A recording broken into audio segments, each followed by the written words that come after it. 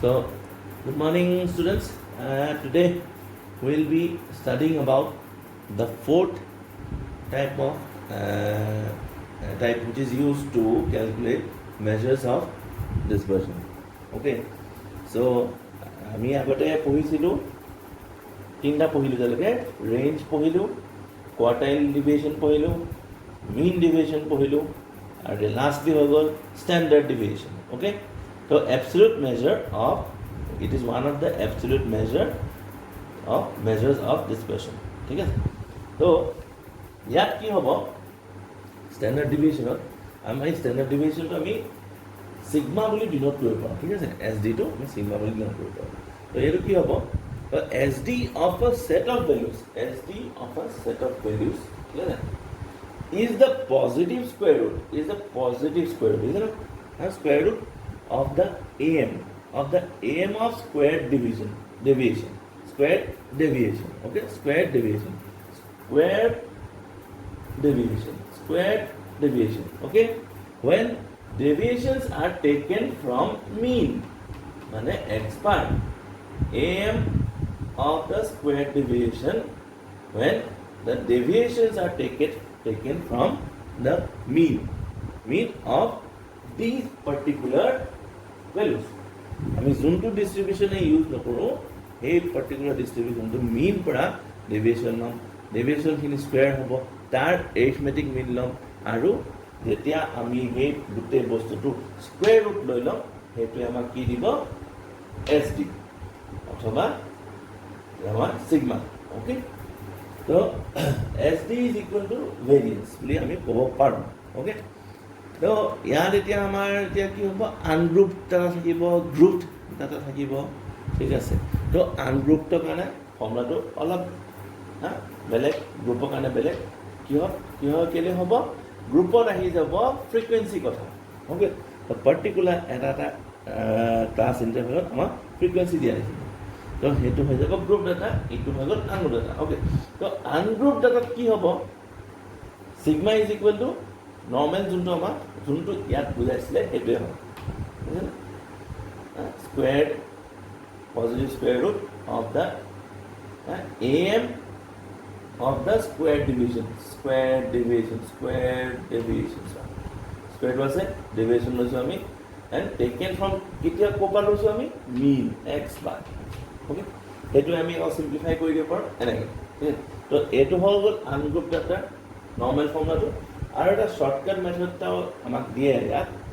সেইটো কাৰণে ফৰ্মুলাটো হৈ গ'ল এইটো summation of d square by n আৰু এইটো হ'ল summation d by n whole square. তাৰ ডিফাৰেঞ্চটো লৈ পেলাই আমি স্কুৱেৰ ল'ব লাগে. তো ডি কি হ'ব x minus A when a is an assumed mean. বুঝবা না? when a is an assumed mean. Okay. ঠিক আছে. তো এইটো হৈ গ'ল আমাৰ আনগ্ৰুপ ডাটাৰ কাৰণে দুটা মেথড আছে, এইটো আৰু এইটো শ্বৰ্টকাট মেথড বুলি কয়. তো ঠিক তেনেকৈ গ্ৰুপ ডাটাৰ কাৰণে কি হ'ব আমি নৰ্মেল যোনটো ফৰ্মুলা আছে সেইটোৱে হ'ব, কিন্তু তাত আহি যাব আমাৰ ফ্ৰিকুৱেঞ্চি কথা এফ আই. অ'কে. তো এইটো আমাৰ নৰ্মেল ফৰ্মুলাটো গ্ৰুপ ডাটাৰ কাৰণে. তো আমি সেইটো ডিৰাইভ কৰিবলৈ এইটো পাব পাৰোঁ. ঠিক আছে.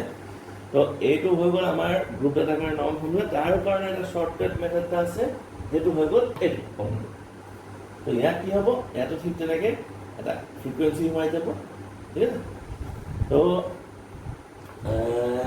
আমি এতিয়া নৰ্মেলি কৰিব গ'লে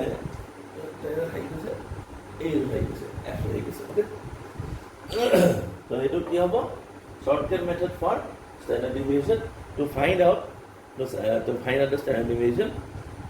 in group data. ইয়াতো একে d মানে x minus a difference between x from an assumed mean লৈছোঁ আমি. ঠিক আছে. তো এইটো আমি ডিফাৰেঞ্চটো উলিয়াব লাগিব আৰু ফ্ৰিকুৱেঞ্চিৰ লগত তাৰ প্ৰডাক্ট হ'ব. ৰেষ্ট আমি যেনেকৈ টেবুলেশ্যন কৰি গৈ থাকিম আমি কৰিব পাৰোঁ. তো কেতিয়াবা আমি এইটো ইউজ কৰিব পাৰিম, কেতিয়াবা আমি এইটো ইউজ কৰিব পাৰিম to derive the standard deviation. But আৰু এটা মানে কেছ এটা দি দিছে in case of continuous data okay with equal class intervals তাত এটা সময়ত অকণ চেঞ্জ এটা হৈ যায়. কি হ'ব এই ডিটো যে আছিলে এইটো গ্ৰুপ ডাটাৰ কাৰণে হয় তো ডিটো কি হ'ব এই ডিটোৰ লগত চেঞ্জ হ'ব তো ডি ডেছ বুলি আহি যাব তাত কি হ'ব এক্স মাইনাছ এ আগতে আছিলে কিন্তু তাত ডিভাইডেড বাই এইচ হ'ব এইচটো কি হয় H is the class with এই পাৰ্টিকুলাৰ ডিষ্ট্ৰিবিউশ্যনটো যোনটো ক্লাছ উইথ থাকিব তাৰে আমি ডিভাইড কৰিব লাগিব ঠিক আছে তো তেতিয়া আমি ডি ডেছ পাম আৰু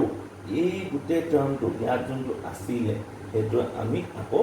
এইচ ডি মাল্টিপ্লাই কৰি মানে প্ৰডাক্ট লওঁ তেতিয়া in case of continuous data with equal class intervals okay তো এইখিনি হৈ গ'ল আমাৰ যোনখিনি নৰ্মেল আমি চাবলগীয়া আছিলে ঠিক আছে তো এতিয়া এক্সাম্পলকেইটা আছে ইউজিং বোথ দ্য মেথডছ দিয়া আছে তোমালোকে চাব পাৰিবা ঠিক আছে তাৰে এটা আমি কৰিম লেট আছ ট্ৰাই এক্সাম্পল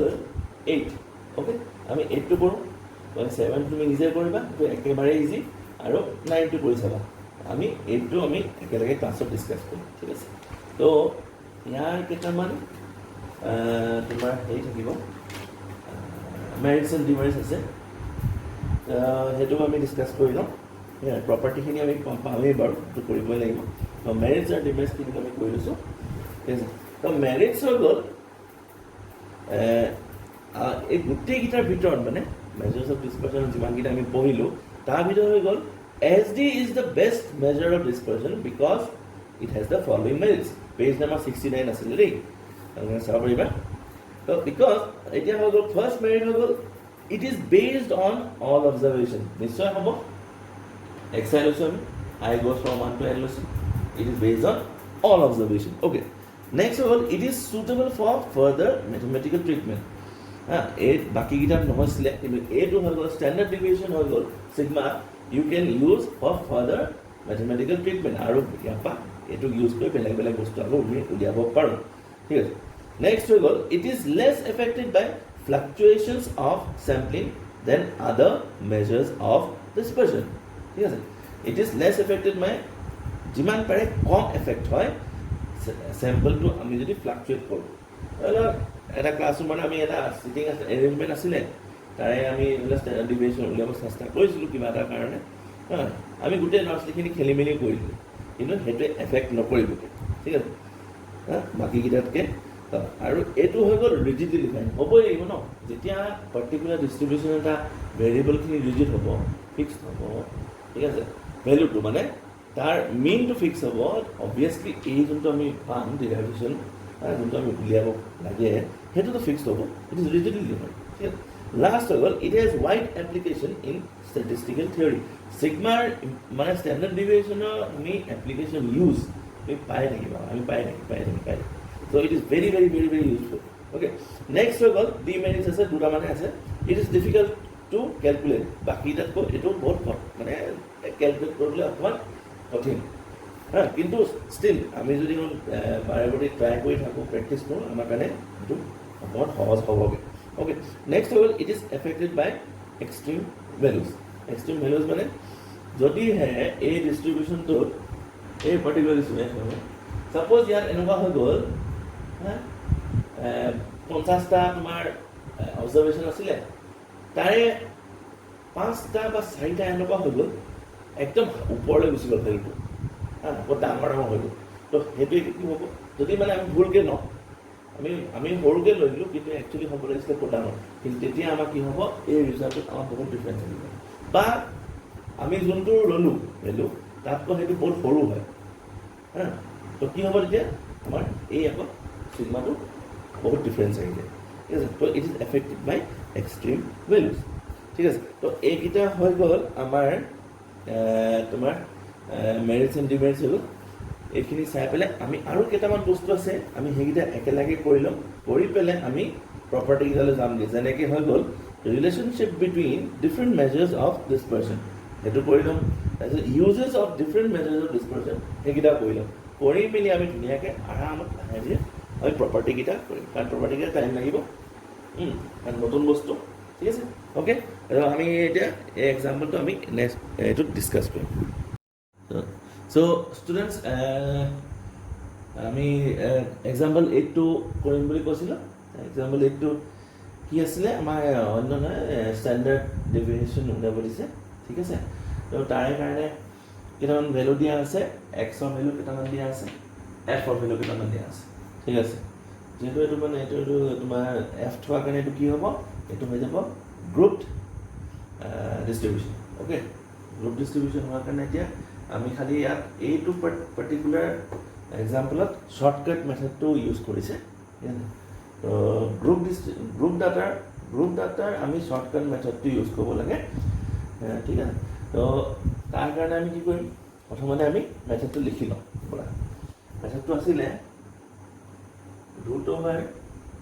আছিলে সামেশ্যন আছিলে এফ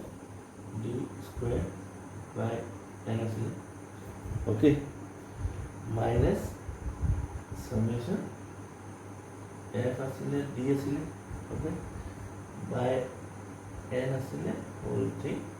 স্কুৱেৰ আছিলে এইটো আছিলে আমাৰ ষ্টেণ্ডাৰ্ড ডেভিয়েশ্যনৰ ওলোৱা ফৰ্মুলা এটা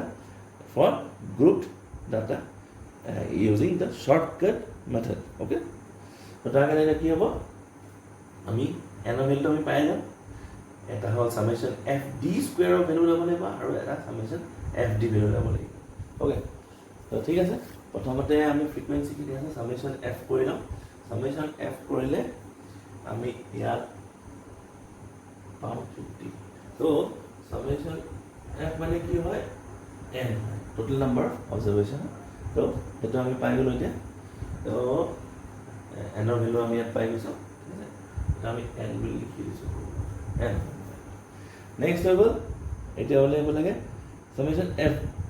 এফ ডি ভেলু উলিয়াব লাগিব আৰু এফ ডি স্কুৱেৰ ভেলু উলিয়াব লাগিব অ'কে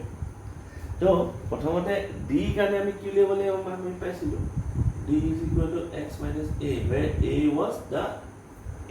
the assumed mean আমি নিজে assume কৰিব লাগিব তো এটা পাৰ্টিকুলাৰ হেৰিত আমি কি কৰোঁ মানে মাজৰ ভেলুটো ল'বলৈ চেষ্টা কৰোঁ ঠিক আছে তো ইয়াত কি হ'ব 25 তো এতিয়া x minus 25 হ'লে কি হ'ব মাইনাছ থাকিব নেকি 20 হ'ব নেক্সটটোত 15 minus 25 হ'লে minus 10 থাকিলে 25 minus 29 হ'লে 0 35 minus 29 হ'লে 10 আৰু 40 minus 25 হ'লে 15 অ'কে তো এইটো পাই গ'লোঁ আমি ডি ভেলু এতিয়া এফ ডি ভেলু লৈ লওঁ ঠিক আছে তো এফ ডি হৈ গ'লে এই দুটা প্ৰডাক্ট ল'ব লাগে তো এফ ডি ভেলু হৈ যাব minus 100 okay next minus 80 next to 0 next to 160 15 6 হৈ যাব 90 yes তো ইয়াৰ আমি সামেশ্যন ল'ম যেহেতু এটা মাইনাছ আছে তো ভেলু অকণ সৰু হয় তো ইয়াৰ আমি এটা কৰি পেলাই পাইছিলোঁ 70 কিতাপত দিয়া আছে কাৰণে সোনকালে কৰিব পাৰিছোঁ ঠিক আছে তো আমি এতিয়া নেক্সটটো কৰিম এফ ডি স্কুৱেৰ ঠিক আছে এফৰ ভেলুটো আছে ইয়াৰ স্কুৱেৰটো ল'ম তো স্কুৱেৰটো লৈ যোৱাৰ লগে কি হ'ব যি মাইনাছ থাকক প্লাছত সব পজিটিভ ভেলুলৈ কনভাৰ্ট হৈ যাব তো 20 into 20 হৈ যাব 400 তো 5 into 400 হৈ যাব 2000 অ'কে নেক্সট হৈ গ'ল 10 তো 10 টু স্কুৱেৰ গ'লে 100 into 800 অ'কে 0 into 0 0 থাকে অ'কে নেক্সট হৈ গ'ল 10 into আকৌ স্কুৱেৰ কৰিলে আকৌ 100 into 1 16 হ'লে 1600 ঠিক আছে এতিয়ালৈকে নেক্সট হৈ গ'ল 15 টু স্কুৱেৰ কৰিলে নিয়াৰ about কিমান হ'ব জানো তো 15 হ'ব আৰু 15 into 15 5 কৰি যায় এতিয়া 5 1 5 7 okay 5 1 5 7 1 5 2 3 25 হ'ব নেকি into আকৌ 6 কৰিব আছে 325 6 কৰিলে তো হৈ যাব 0 30 3 6 2 12 15 6 to the 18 মানে 0 percent no or 2 over sorry 2 is over 13 6 to the 12 1350 এটা কৈ চালো দিয়া সদায় নো কিতাপৰ পৰা কিয় পাতিম ওকে তো এতিয়া আমি ভ্যালু পাই গলো এটো সামেশন কৰি দিম সামেশন ইয়াত ভ্যালু দিয়া আছে হৈ যাব 5750 ওকে এতিয়া আমি এতিয়া হলো fd square of value two হৈ গল 5750 divided by 50 minus এটো এটা ভিতৰত থাকো হোল স্কয়ার এটো হৈ গল এনেকে এটো এনেকে দিলো আহি গল √2 ঠিক আছে তো সিম্পলিফাই কৰাৰ পাছত আমাৰ পাই গলো 115 minus 1.96 answer is 10.63 okay so this eto eta ami shortcut method use kori pele for a group data ami sd2 ulial ঠিক আছে তো তোমালোকে এতিয়া example 7 to try kora aru 9 to try kora 7 and 9 so in the next lesson আমি তেতিয়া অকন কেটামান question কৰিম আৰু যদি যোনকিটা মই কৈছিলো সেইকিটা বস্তু ডিসকাস কৰিব আছে ঠিক আছে টিল দেন তোমালোকে এইখিনি কৰা আৰু যদি কিবা এটা অসুবিধা পাইছা মোক তোমালোকে নিশ্চয় সুধিব ঠিক ওকে থ্যাংক ইউ